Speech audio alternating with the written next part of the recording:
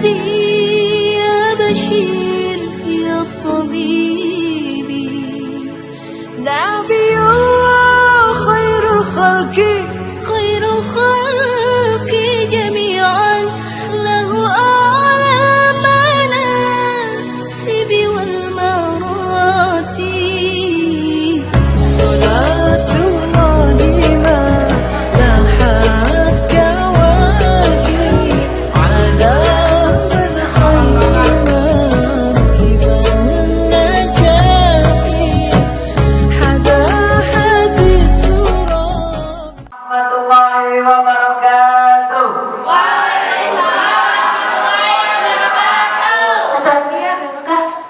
Assalamualaikum warahmatullahi wabarakatuh. Alhamdulillahi rabbil alamin wa bihi nasta'in wa ala umuri dunya minasyaitonir rajim. Bismillahirrahmanirrahim. Wa wassayna al-insana biwalidayhi ihsana hamalathu ummuhu kurhan wa wada'athu Ibunya telah mengandungnya dengan susah payah dan melahirkannya dengan susah payah. Masa mengandung sangat menyakitkan selama 3 bulan, sehingga apabila anak itu telah dewasa dan umurnya mencapai 40 tahun, dia berdoa. Assalamualaikum warahmatullahi wabarakatuh. Waalaikumsalam warahmatullahi wabarakatuh. Kayaknya suasananya bikin mager ya, ngantuk ya. Sekali lagi salam ya. Assalamualaikum warahmatullahi wabarakatuh. Waalaikumsalam warahmatullahi wabarakatuh. Nah, kalau semangatnya semangat kan kita nih jadi kesemangat. Ya. Innalhamdulillah nahmaduhu wa nasta'inuhu wa nastaghfiruhu wa na'udzu billahi min syururi anfusina wa min sayyi'ati a'malina may yahdihillahu wa man yudlil orang tua. Biar orang tua ridho, apa yang harus kalian lakukan? Kok diam aja? Apa yang harus kalian lakukan? Pertama, iya, jangan melawan orang tua selama itu dalam kebaikan dan dalam keagamaan, dalam keislaman. Ketika sudah bersama dengan Islam, silakan kalian melawan tapi dengan cara yang ahsan. Bersama untuk menggapai tujuan muslimin bahwa seorang muslim itu harus cerdas. Segala sesuatunya itu pakai ilmu. Iya. Selamat datang Ibu narasumber.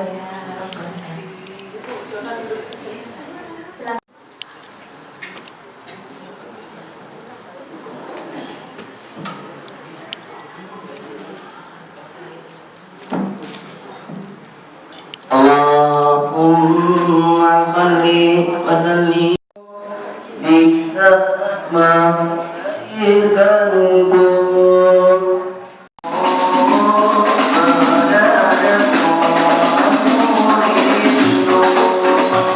Warahmatullahi wabarakatuh. Yang semangat dong. Assalamualaikum warahmatullahi wabarakatuh.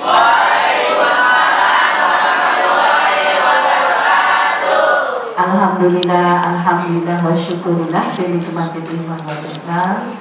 Asyhadu an la ilaha illallah wa asyhadu anna Muhammadar Rasulullah. Alhamdulillah, syukur kita kepada Allah yang pada hari ini Allah masih memberikan banyak kenikmatan kepada kita sehingga kita semuanya bisa berkumpul. Ini di apa ini? Di ruangan masjid musola, di ruangan masjid sekolah. Yang mudah-mudahan Allah senantiasa memberikan keberkahan kepada kita semuanya. Selamat dan salam dan ya Allah sampaikan kepada Rasulullah SAW, kepada seluruh kaum muslimin dan muslimat di mana saja di bumi Allah ini yang senantiasa berusaha, bersungguh-sungguh, berkomitmen untuk selalu berada dalam kebaikan.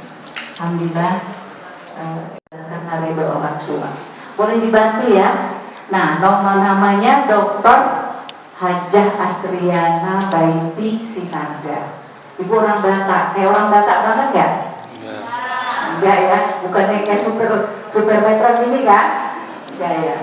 Nah, dokter itu adalah gelar yang diberikan, ini SD, SMP, SMA.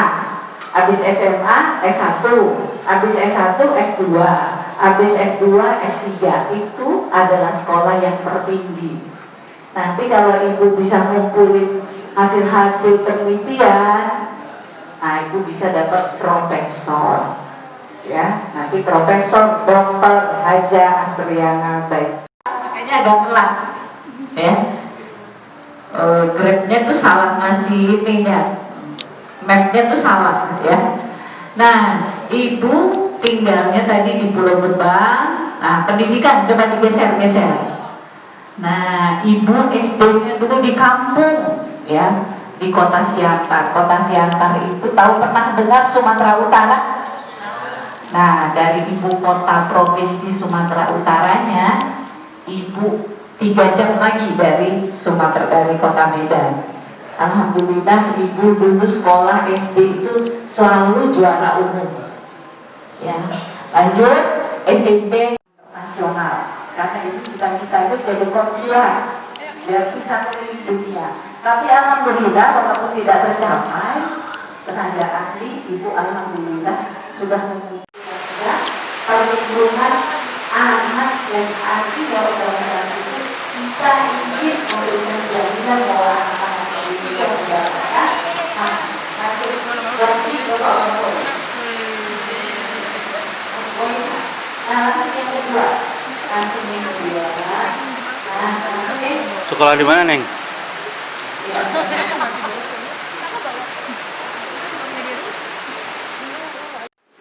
Itu satu film Thailand yang bisa menginspirasi kita bagaimana seorang anak ya diluaridain kepada orang tuanya. Apa yang dirasakan?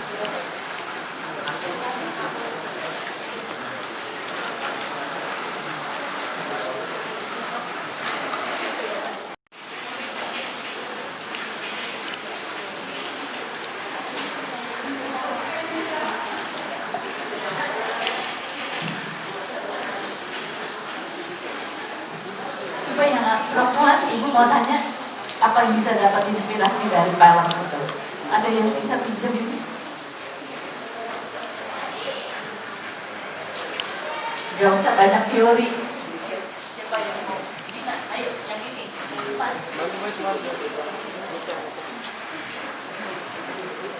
Orang tua kalian. Jadi jangan cuma judulnya, ya, menggapai kesuksesan dengan ridho orang tua. Ibu ingin tahu isi hatinya, karena sekarang ini Umi ini ya, saya sebagai seorang ibu ingin merasakan gimana sih perasaan seorang anak hari ini kepada orang tuanya. Coba saya nolong. Ayo. Orang tuanya lengkap, masih ada yang terjadi mereka. Selalu hormati mereka dan terserah di lawan mereka. Masih ada yang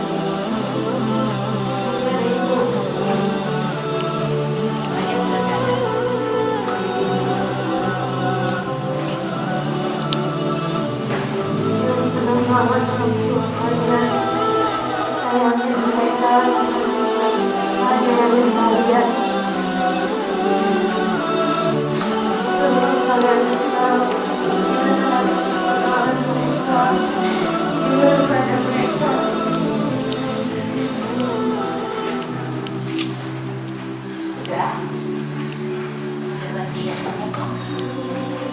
Tadi kan kayak pesan dia buat kita yang orang tuanya masih lengkap. Kalau saya pribadi ketika melihat video tersebut sudah pasti kita merasa tersentuh karena itu adalah ibu gitu.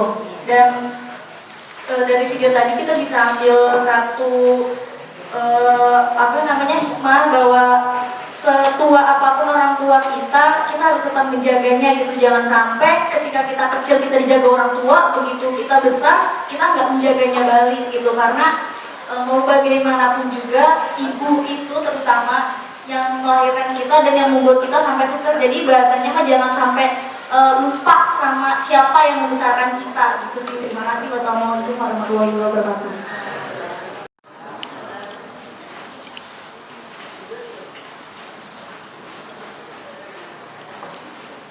Coba bayangin mamanya di rumah, bayangin. Saya melihat video tadi, saya sih berharap buat ibu saya sama kalian semua lebih menasihati orang tua, tidak membantah mereka.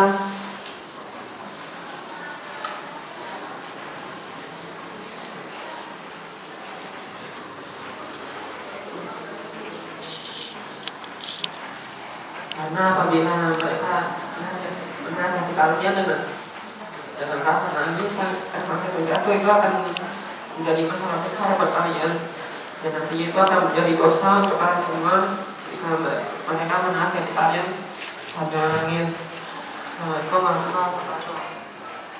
Ibu ada di hadapan anak-anak yang solih dan solihah, insya Allah. Kelembutan hati kalian itu akan terasa dan terlihat bagaimana kalian mengungkapkan itu dengan air mata kalian.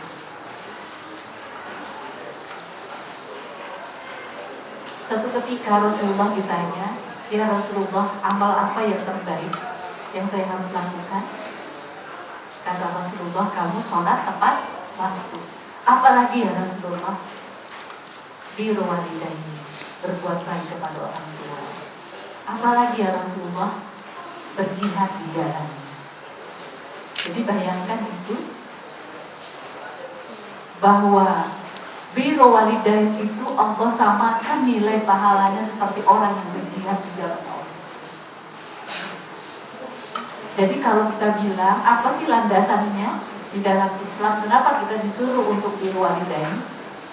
Sudah jelas bahwa itu adalah bagian dari satu amal soleh yang nilai kedudukannya sama seperti kita lagi berjihad. Dan dalam surah Luqman, ketika dikatakan di dalam surah Luqman, wa wasoina biwalidaini, kita disuruh untuk berbuat baik kepada kedua orang tua kita. Karena apa? Ummi kita wahnan ala wahnin, katanya.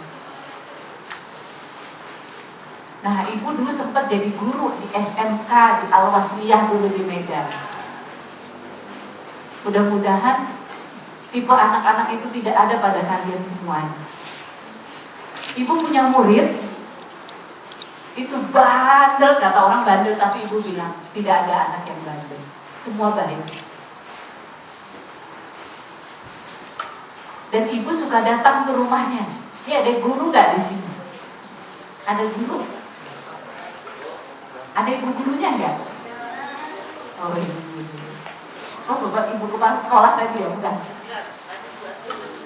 Nah, saya dulu sebagai guru itu suka datangin rumah-rumah murid saya. Kalau 3 hari nggak datang atau berapa kali nggak datang, saya datangin. Pas saya datengin, ternyata anak ini ibunya tukang jual gorengan, bapaknya tukang becak. Anak ini malu ya, karena berapa lama, udah berapa bulan nggak bayar uang sekolah. Akhirnya dia nggak mau berangkat ke sekolah. Tapi dia nggak berangkat sekolah, dia nggak cerita sama orang tuanya kalau dia nggak sekolah. Dia cabut dari rumah setiap hari berangkat.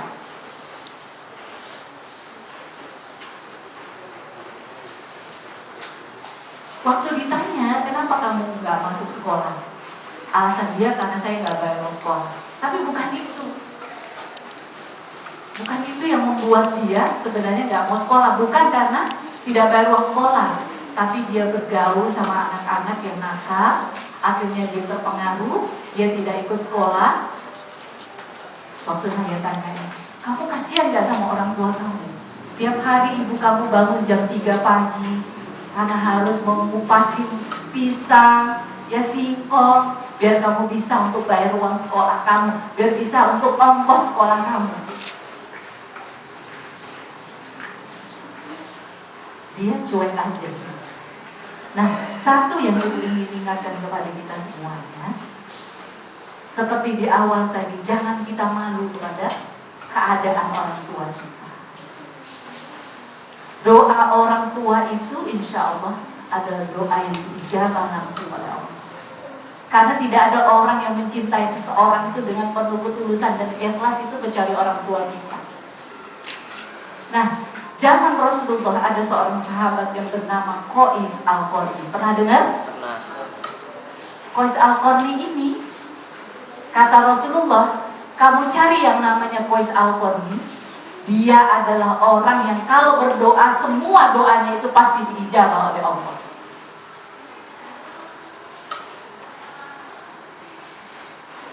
Kenapa dikatakan bahwa Qais Al-Qarni itu adalah orang yang doanya selalu diijabah oleh Allah dan tidak pernah doanya tidak diijabah oleh Allah? Karena Qais Al-Qarni itu adalah orang yang sangat birru walidain kepada kedua orang tuanya, terutama ibunya. Bayangkan nak, dia menggendong ibunya dari Yaman ke Mekah. Yaman itu jauh loh dari Mekah. Dari Madinah ke Mekah aja dengan mobil, dengan kita naik tol itu sekitar 5 jam, 4-5 jam. Bayangkan dari Yaman 3 hari 3 malam menggendong ibunya.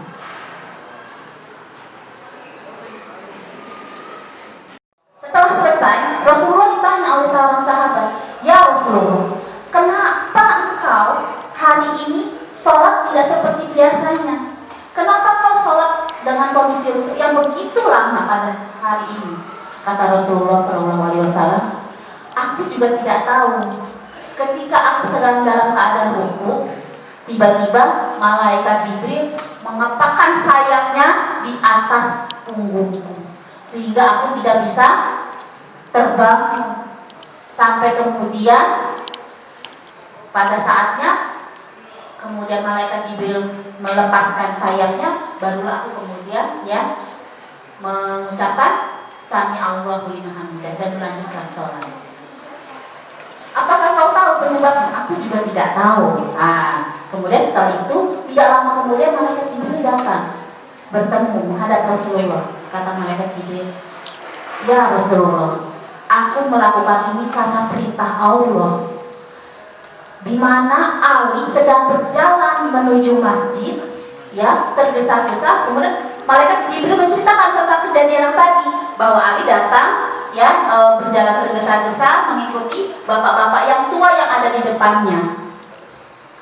Yang mengherankanku, kata malaikat Jibril, bukan karena aku harus mengepakkan sayapnya atas perintah Allah, tetapi kemudian Allah menghentikan peredaran matahari sampai waktunya untuk bisa mendapatkan Sayyidina Ali sholat berjamaah bersama Rasulullah."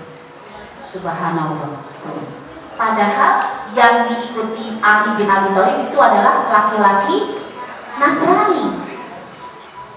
Begitu penghormatan Islam di dalam kepada orang yang lebih tua. Ya, orang tua, "Ayo Pak, cepetan, rumah, malah dipaksa-paksa." Kira-kira perasaan kita gimana kalau kejadian seperti itu?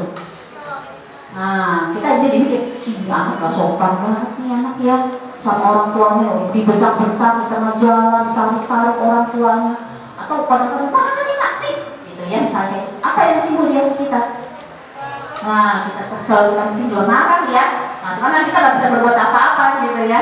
Seperti itu. Jadi dari sisi aspek moral, bahwasanya memang adalah setiap kita adalah berkewajiban untuk menghormati kepada orang tua.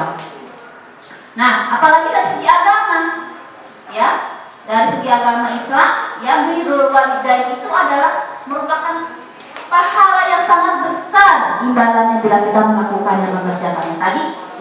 Sejarah bilang disejajarkan dengan jihad fisabilillah.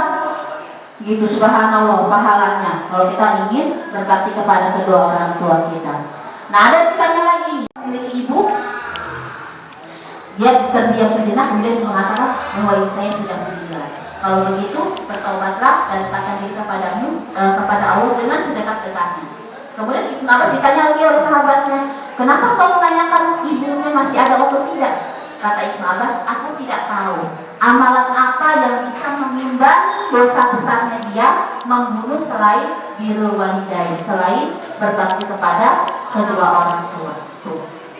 Subhanallah, ya. Kami perintahkan kepada manusia untuk berbuat baik kepada kedua ibu bapaknya, di mana ibunya telah mengandungnya selama 9 bulan dan dalam keadaannya lemah yang bertambah-tambah. Wahman ala wahnin.